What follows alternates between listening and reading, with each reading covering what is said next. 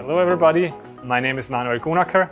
I'm in the group finance team of Welser Profile, an Austrian company that produces steel and non-ferrous profiles for various industries and which is a pioneer in that field of business, so in profiling.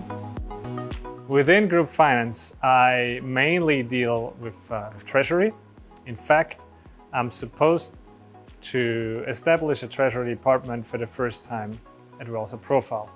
And as I already did that in the past in another company, I can give one or other advice on what maybe to do and what not to do.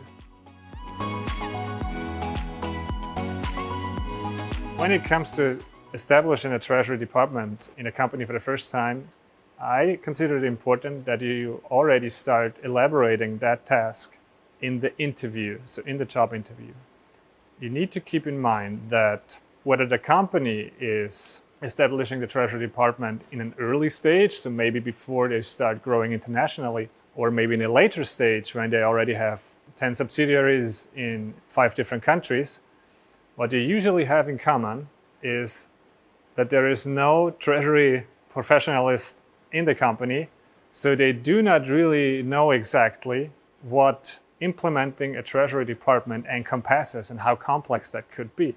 Overall, that leads into a situation that it's quite likely that they do not have a clear expectation of what you're supposed to deliver in your first 1, 2, 3 years. And it's your task in the interview to start managing those expectations.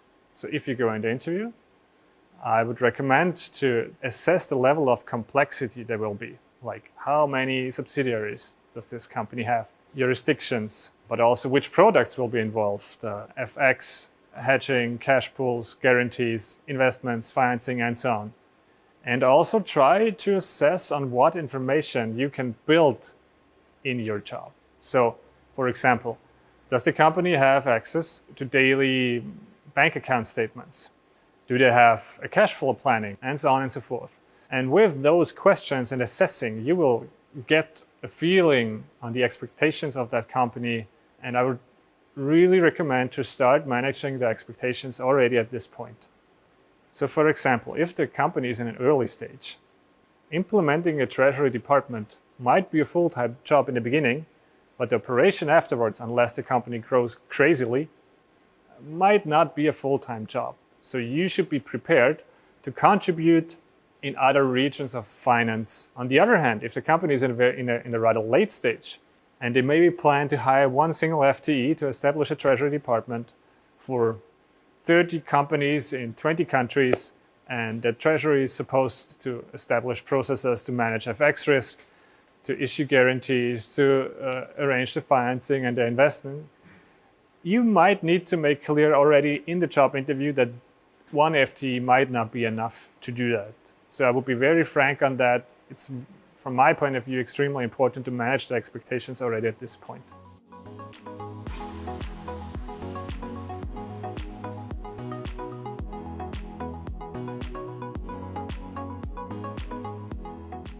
When you had a successful job interview and you start in the company and you start building the Treasury department there, I would always keep in mind that there are many tasks related to Treasury that are already dealt with today, but not by Treasury professionals. So it might be in the accounting department, parts of it might be with the CFO directly or in the legal department and so on and so forth.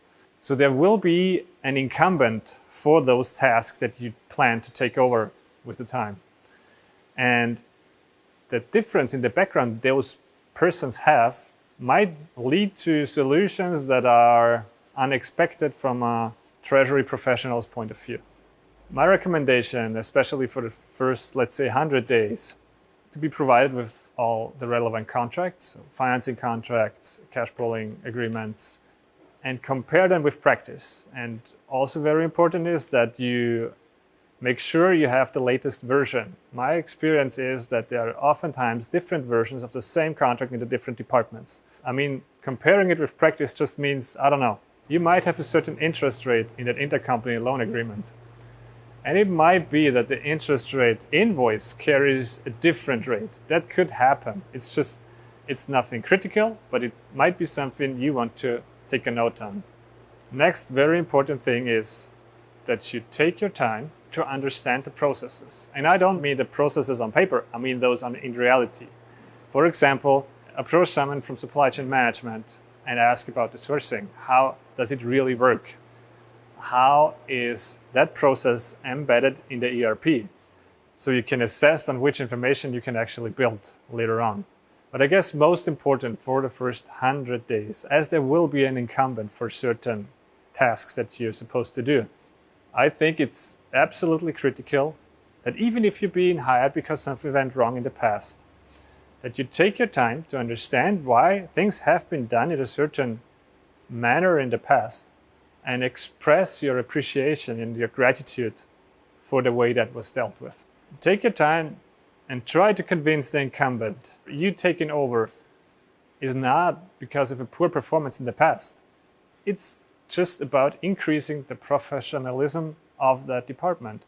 That you taking over could very likely lead into a situation where you actually free up time for that incumbent to focus on the core competences. Oftentimes, it's the head of accounting that carries on most of the treasury tasks if there is no treasury department. Those persons are oftentimes with the company for many, many years. They carry incredible insights in the company. So I would really recommend to spend time and effort in convincing that person that you taking over is a good thing and that you want to go hand in hand when it comes to changes, because this person will give you information that you need to set priorities. What is really important to be changed? Maybe because it's a security risk. And what can wait? It might be awkward from a professional treasury point of view, but it's not a risk. Lastly, and also very important, is that you need to be aware affecting a sustainable change in the processes. For example, in how FX risk is dealt with, requires persistence and energy. People will fall back in the old processes constantly, and especially in the beginning, you should be there in order to correct that. And you need to repeat it over and over again. That requires a lot of energy, as I said. So which is why I would also recommend not to take over everything at once, but focus on one subject, take it over, and then control it.